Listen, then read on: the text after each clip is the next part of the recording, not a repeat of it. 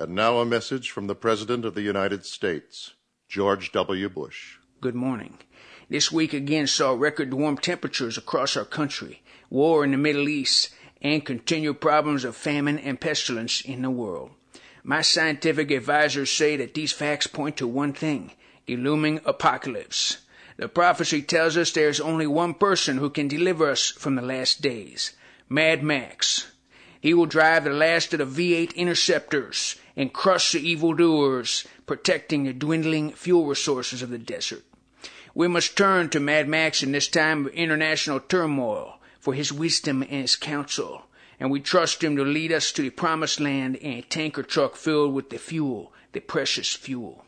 The Ayatollah Humongous and his band of vermin on machines will not stand a chance against him. I have appointed Mr. Gibson my next apocalypse czar, and I urge the Congress to confirm my nominee to this vital cabinet post. Thank you for listening, and God bless you.